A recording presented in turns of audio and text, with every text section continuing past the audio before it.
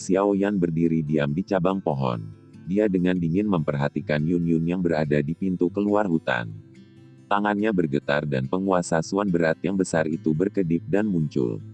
Dia melambaikan penggaris yang berat itu, dan suara tekanan dari udara yang dipotong muncul sebelum diarahkan ke keindahan. Yun Yun perlahan mengangkat kepalanya. Matanya yang cantik menatap pemuda berjubah hitam di dahan pohon. Ekspresi rumit muncul di wajahnya saat dia dengan lembut bertanya, "Kamu baik-baik saja?" "Terima kasih, aku hampir terkubur di sini." Xiao Yan tersenyum, tetapi kata-kata yang keluar dari mulutnya sangat sedingin es dan dingin sehingga sepertinya tidak ada kehangatan. "Saya juga terpaksa melakukan ini. Sebagai pemimpin sekte dari Sekte Awan Berkabut, saya harus memikul beberapa tanggung jawab." Yun Yun tersenyum pahit, sepertinya mencoba menjelaskan sesuatu. Xiao Yan menatapnya dengan acuh tak acuh dan berkata, "Apakah kamu ingin menangkapku dan membawaku kembali? Setelah itu kamu ingin membiarkan Yun San membunuhku di depan umum." Wajah cantik Yun Yun memucat saat dia bergumam, "Guru tidak akan membunuhmu. Mungkin dia tidak benar-benar membunuhku, tapi sekte mistik laut milikmu memiliki begitu banyak trik. Hanya segel acak dan kemudian mengurungku di Sekte Awan Berkabut. Itu akan menyebabkan orang menjadi lebih gila daripada kematian." Xiao Yan mengejek saat dia tersenyum. "Itu tidak akan terjadi. Selama Anda kembali dengan saya akan mencoba yang terbaik untuk melindungi hidup Anda." "Tidak apa-apa, Xiao Yan. Jangan meledakkan sesuatu yang lebih besar dari sekarang." Yun Yun maju selangkah dan berkata dengan cemas. Nada suaranya secara samar menyeratkan bahwa dia sedang memohon. "Apakah ada kemungkinan sekecil apapun dari Sekte Awan Berkabut dan aku berdamai? Bagaimanapun juga Anda adalah pemimpin sekte. Jangan beritahu saya bahwa Anda bahkan tidak dapat melihat hal sekecil itu dengan jelas. Jika saya mendarat di tangan Sekte Awan Berkabut, hanya ada satu jalan untuk saya. Kematian. Pasti tidak akan ada rute lain yang bisa saya pilih." Xiao Yan tertawa dingin. "Jangan bilang kalau kamu bahkan bisa mengubah keputusan Yun San." Yun Yun membuka sedikit bibir merahnya, sepertinya ingin mengatakan sesuatu. Namun, dia menyadari bahwa dia tidak bisa mengatakan apa-apa untuk membujuknya.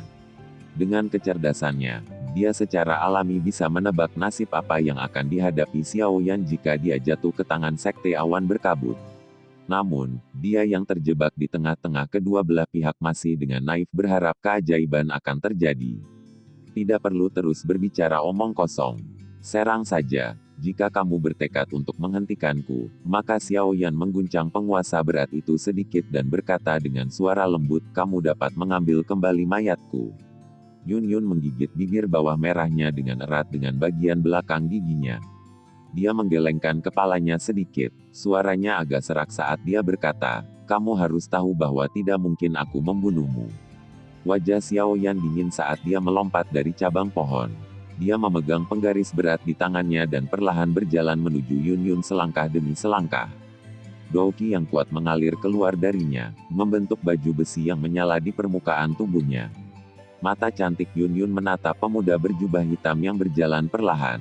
Tubuh indahnya sedikit gemetar. Sepasang mata yang biasanya dipenuhi dengan martabat dipenuhi dengan ekspresi rumit saat ini. Tangannya di dalam lengan bajunya yang terkepal erat sebelum segera bersantai. Ini berlanjut berulang kali, mengungkapkan keputusan sulit yang dia buat di dalam hatinya. Langkah kaki Xiao Yan mendarat di rumput hijau di tanah, melepaskan suara lembut, "Sasa." Matanya menatap tajam ke arah Yun Yun sementara tangannya memegang penguasa suan berat dengan erat. Douqi di tubuhnya seperti sungai yang mengalir deras, siap meletus kapan saja. Jarak antara keduanya perlahan berkurang. Suasana aneh menyelimuti bagian kecil hutan ini. Saat "Sasa" lembut terdengar, Xiao Yan akhirnya berjalan ke tempat 5 meter di depan Yun Yun. Yun Yun menunduk. Tubuhnya yang indah, yang berulang kali memancarkan getaran lembut tiba-tiba menjadi sunyi.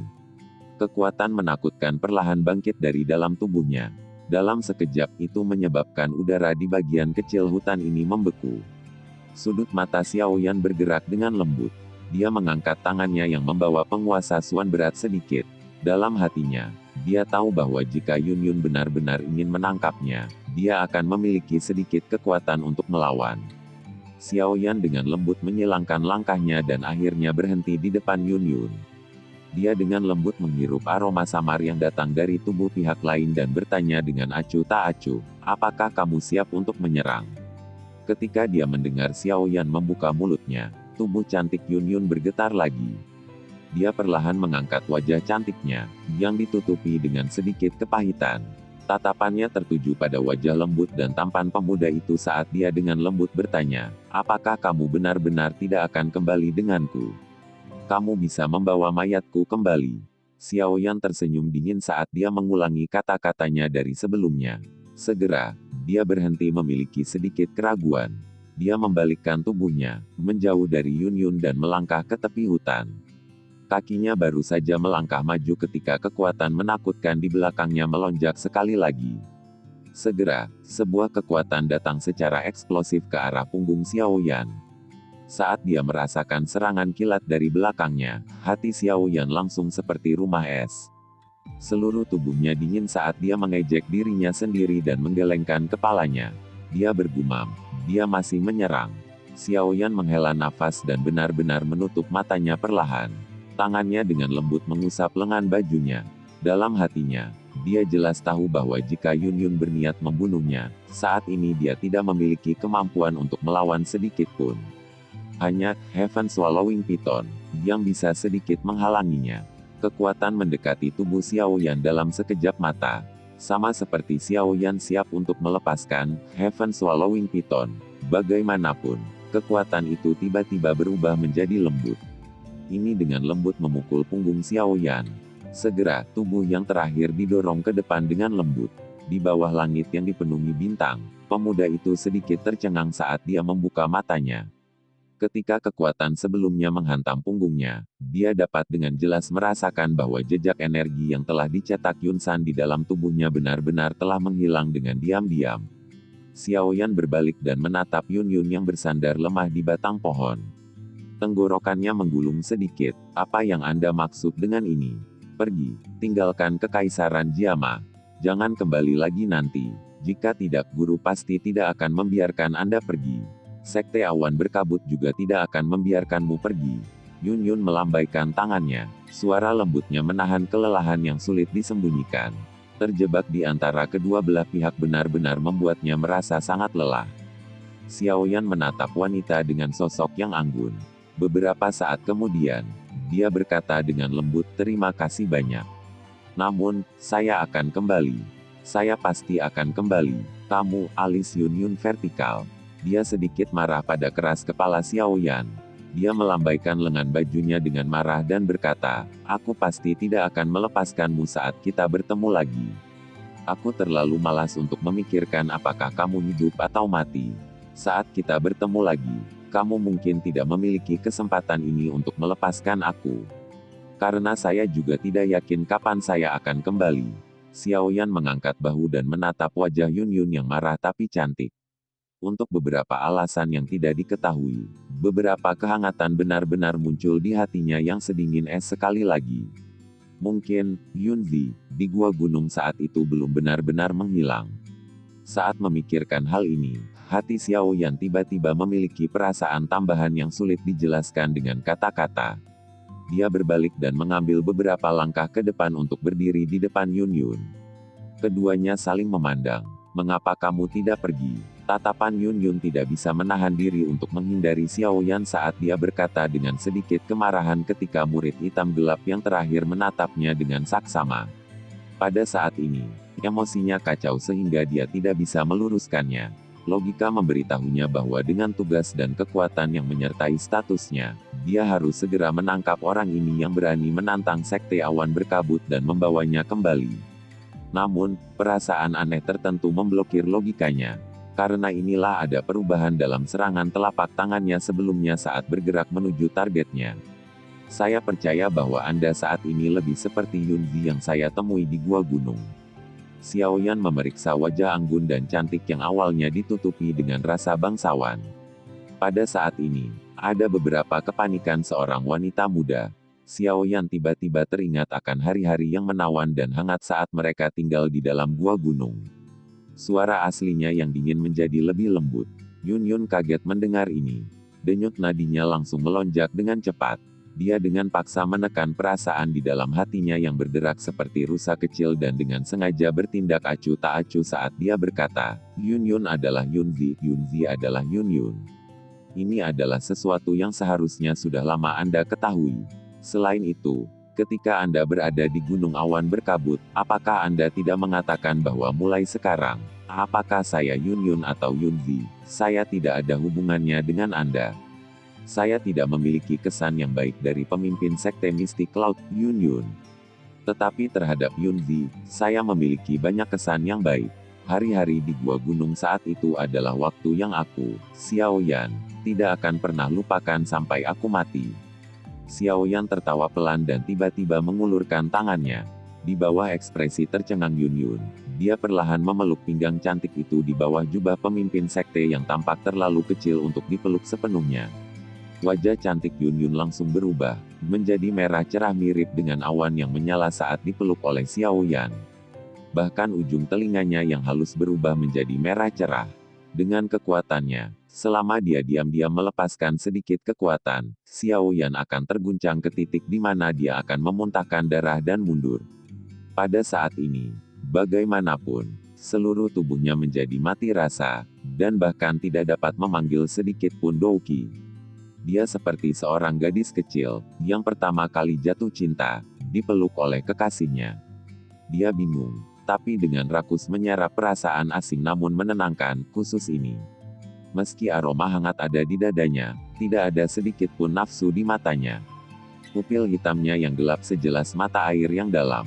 Setelah memeluk Yun selama setengah menit, dia melepaskan tangannya dan perlahan menarik ke belakang. Sebenarnya, saya merasa sangat menyesal.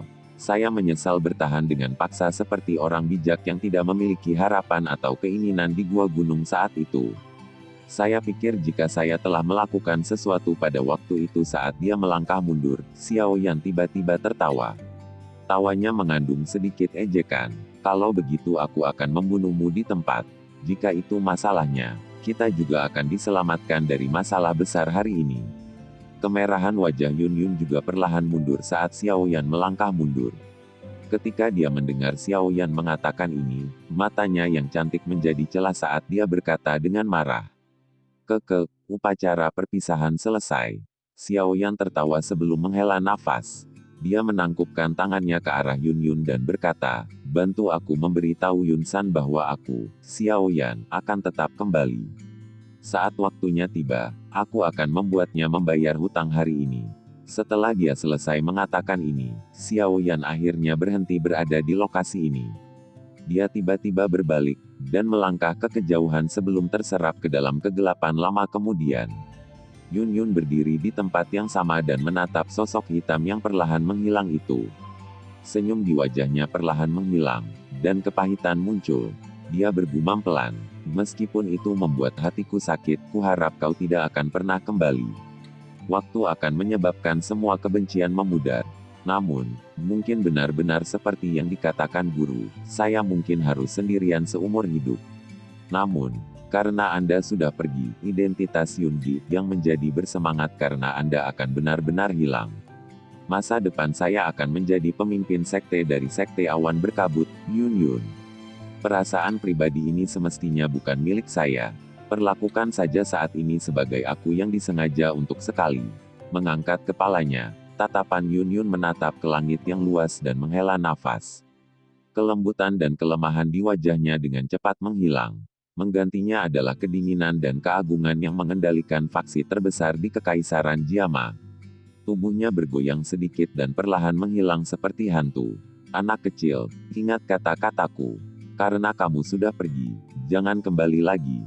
Suara samar bergema di seluruh hutan, bertahan lama tanpa menyebar. Kota Daling terletak di wilayah barat laut Kekaisaran Jiama. Ukurannya mungkin tidak sebanding dengan kota-kota besar seperti ibu kota, tapi jika dibandingkan dengan kota Wutan, masih jauh lebih besar. Selain itu bertetangga dengan pegunungan Magical Beast yang menutupi hampir setengah dari kekaisaran. Oleh karena itu, pengambil risiko dan kelompok bisnis yang tak terhitung jumlahnya datang dan pergi, memberikan kota ini arus lalu lintas manusia yang tidak pernah berhenti. Di gerbang kota utara kota Daling, arus manusia yang bergerak ke dan dari kota hampir menyumbat gerbang kota. Tidak jauh dari gerbang utara adalah pegunungan Magical Beast Mountain yang tampaknya tak berujung. Kelompok kecil tentara bayaran dengan barisan berbeda berulang kali masuk dan keluar dari titik ini, seperti semut yang pindah rumah. Terkadang, akan ada pasukan yang menggunakan kereta kuda untuk membawa mayat Magical Beast yang berlari keluar dari hutan dan gumpalan debu di belakangnya. Ini akan menarik banyak tatapan iri dari orang-orang di sekitar. Itu bukanlah masalah yang mudah untuk membunuh mangsa yang memuaskan di dalam pegunungan Magical Beast. Sialan, kami benar-benar tidak beruntung. Kehilangan 2 saudara laki-laki untuk membunuh Magical Beast tingkat 2. Pada akhirnya, itu adalah telur batu tanpa harta karun. 7 pria besar berlumuran darah mengutuk saat mereka berjalan keluar dari pintu masuk hutan. Di bingkai kereta kuda di belakang mereka, tergeletak mayat besar dari Magical Beast.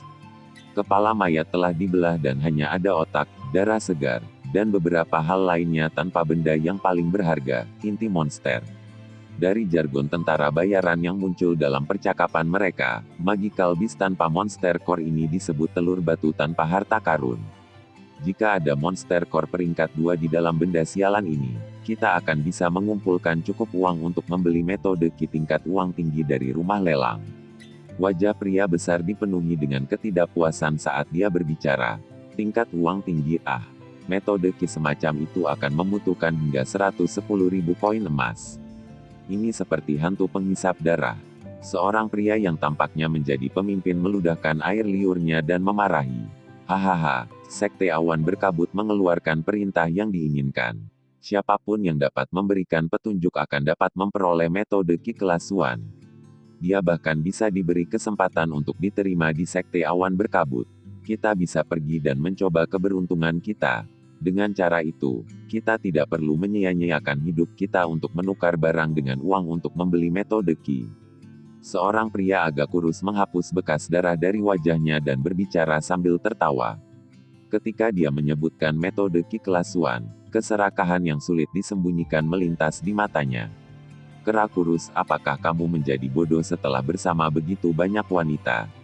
Pria itu, yang tampaknya menjadi pemimpin, dengan dingin menatapnya. Dia mendecakkan bibirnya dan berkata, jangan bilang kamu tidak tahu orang yang dikejar Sekte Awan Berkabut. Xiao Yan, orang misterius yang menjadi juara Grand Meeting Alchemist. Dia juga orang menakutkan yang menyerbu ke dalam Sekte Awan Berkabut 2 kali, membunuh Yun Leng, yang dari kelas Dowang, dan berhasil melarikan diri tanpa cedera dari tangan Yun San, yang merupakan kelas Dozong. Apa menurutmu dia tipe orang yang orang-orang seperti kita mampu untuk menyinggung perasaannya? Hahaha, saya hanya mengatakan itu sebagai lelucon. Bagaimana mungkin kami bisa bertemu orang seperti itu? Pria kurus itu tertawa dengan canggung saat dia berkata, namun, saya telah mendengar bahwa Sekte Awan Berkabut telah mengeluarkan perintah yang diinginkan ini di seluruh kekaisaran. Kondisi menarik seperti ini tentu akan membuat banyak orang tertarik. Saya pikir bahkan jika Xiao Yan melarikan diri dari Sekte Awan Berkabut, dia akan kesulitan bergerak bahkan setengah inci di dalam kekaisaran Jiama. Apakah masalah ini memiliki hubungan sekecil apapun dengan kita? Jangan hanya melamun secara naif sepanjang hari. Bahkan jika kau akan bertemu dengannya, jangan bilang kalau kau bisa menggunakan pisau patah milikmu itu untuk menghentikannya. Pria yang memimpin kelompok itu tertawa dengan dingin. Jangan membuang waktu. Cepatlah kembali ke kota untuk beristirahat di hari itu. Besok kita masih harus terus mempertaruhkan hidup kita.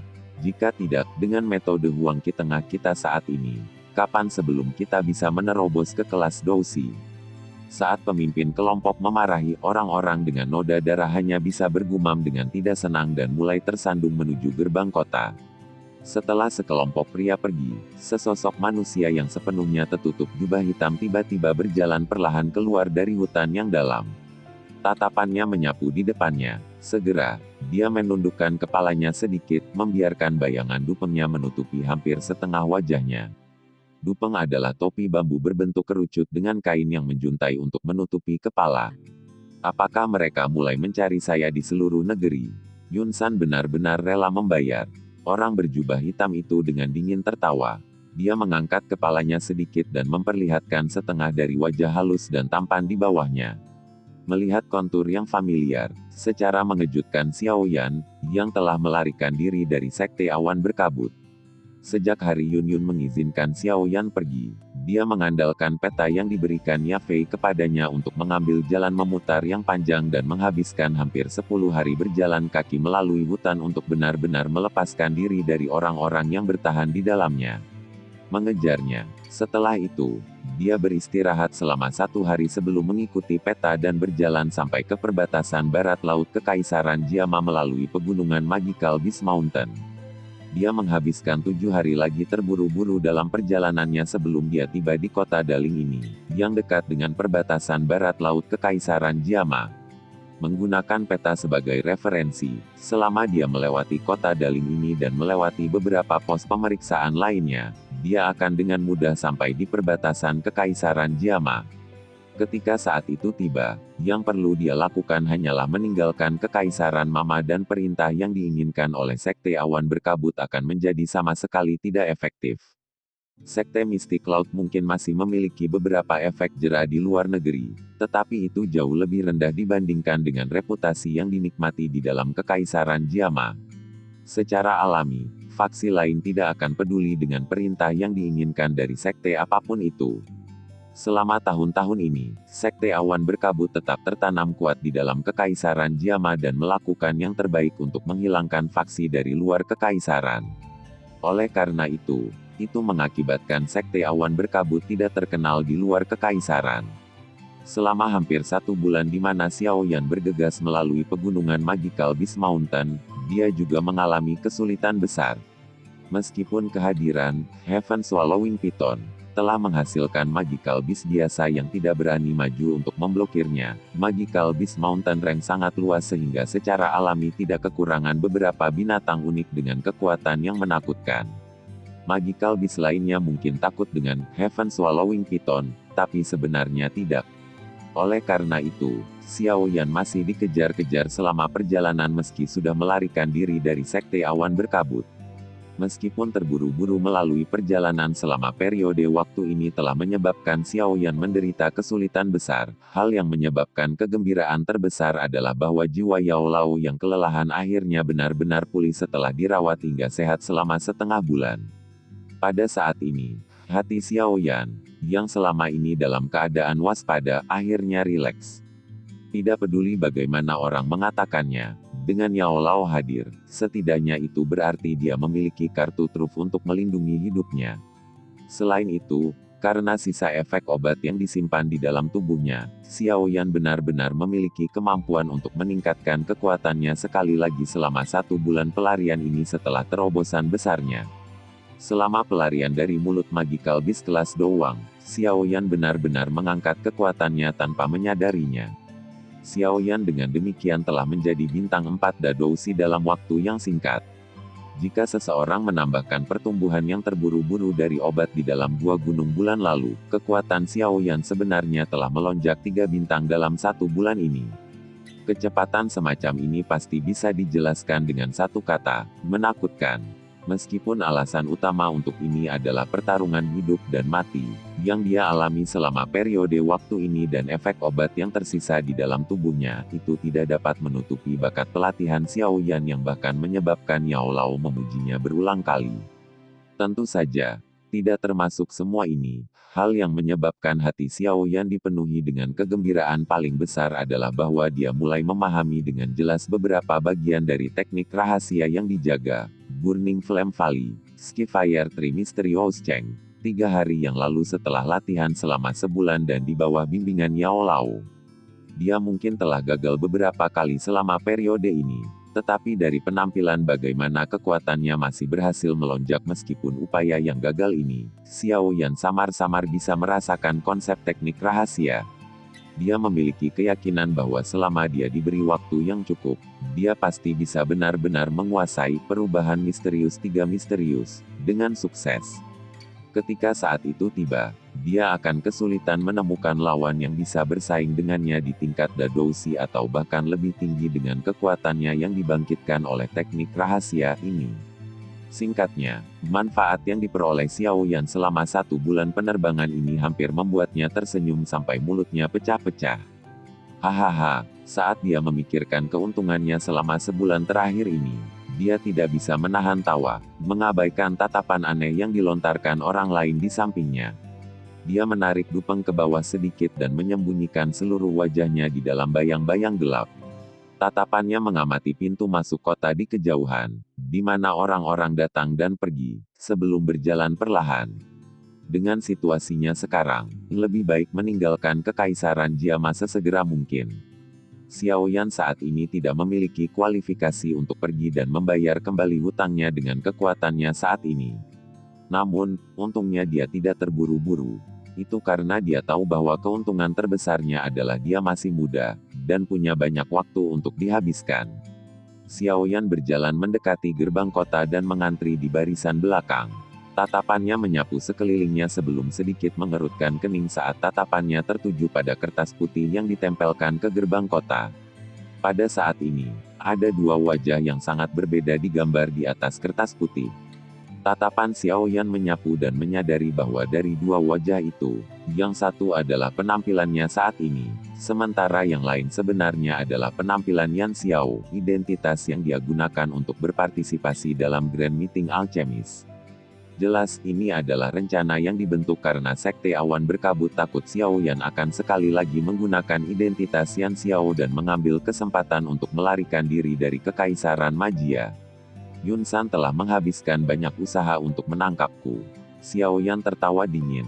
Tatapannya menatap ke arah gerbang kota dan menyadari bahwa pasukan yang menjaga kota sebenarnya sedang memeriksa identitas mereka yang memasuki kota di sepanjang jalan. Sebelum setiap orang masuk, 2 tentara akan memegang gambar dan membandingkannya dengan penampilan mereka untuk waktu yang lama sebelum membiarkan mereka masuk. Apakah keluarga Kekaisaran Magia diam-diam membantu Sekte Awan Berkabut? Xiao Yan sedikit mengernyit saat dia bergumam. Dengan pikiran licik Jia Xingtian, dia harus tahu musuh macam apa yang akan dia ciptakan untuk keluarga Kekaisaran Jiama jika aku harus melarikan diri jika dia melawanku saat ini. Selain itu, keluarga Kekaisaran Magia dan Sekte Mistik Laut tidak terlalu bersahabat satu sama lain. Sialan musang, bukankah dia hanya seorang penjaga kota? Dia sebenarnya sombong ini. Apakah dia berpikir bahwa dia sendirilah yang memiliki keputusan akhir di kota Daling?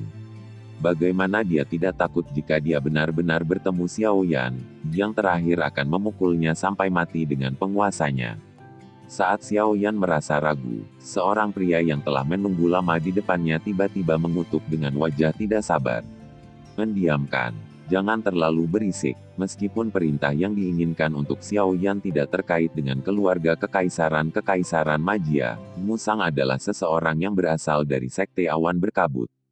Karena dia menerima perintah yang diinginkan dari sekte tersebut, dia secara alami perlu memprioritaskan kepentingannya sendiri dengan kedok melakukan pekerjaan umum dan bekerja dengan baik. Seorang pria yang tampaknya adalah temannya buru-buru menangkapnya dan berbisik. Menggunakan pengaruh orang lain untuk menindas orang lain. Pria itu meludahkan air liur dan memaki dengan tidak senang. Namun, dia tidak membuka mulutnya dan melontarkan kekerasan seperti yang dia lakukan beberapa saat yang lalu. Jelas, orang bernama Musang masih membuatnya takut. Sebenarnya seseorang yang datang dari Sekte Awan Berkabut. Xiao Yan menyerap percakapan di antara keduanya ke telinganya. Baru saat itulah dia tiba-tiba menyadari. Murid Sekte Awan Berkabut tersebar di seluruh Kekaisaran Jiama. Dengan kemampuan mereka, mereka tidak kekurangan orang-orang yang memegang jabatan resmi di dalam Kekaisaran Jiama. Sekarang mereka telah menerima perintah yang diinginkan dari sekte tersebut. Yang perlu mereka lakukan hanyalah diam-diam menggunakan otoritas di tangan mereka, dan mereka akan dapat dengan cepat mengerahkan orang untuk mencegat di semua pos pemeriksaan dalam Kekaisaran Jiama. Baru sekarang Xiao Yan samar-samar merasakan kekuatan macam apa yang dimiliki Sekte Awan Berkabut di dalam Kekaisaran Jiama. Tidak heran bahkan keluarga Kekaisaran Jiama, yang mengendalikan seluruh Kekaisaran Jiama, takut pada mereka. Xiao Yan merenung di dalam hatinya sebelum menarik keluar dari antrian yang secara bertahap bergerak maju.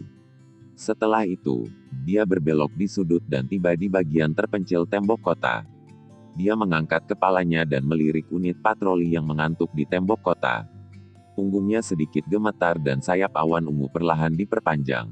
Dia membungkukkan kakinya sedikit dan dalam sekejap, dia mengepakkan sayap di punggungnya.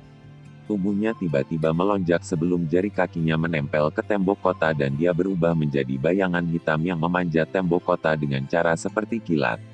Setelah itu, dia melompat ke sisi lain tembok kota sebelum tentara yang berpatroli menoleh. Kaki Xiao Yan baru saja menyentuh tanah saat dia buru-buru melintas ke belakang sebuah bangunan. Dia menepuk tangannya dan menyimpan sayap awan ungu. Baru kemudian dia dengan santai berjalan ke kota ini, yang merupakan salah satu dari sedikit yang harus dia lewati sebelum meninggalkan Kekaisaran Jiama. Dia perlu mendapatkan beberapa informasi mengenai Sekte Awan Berkabut selama 1 bulan ini.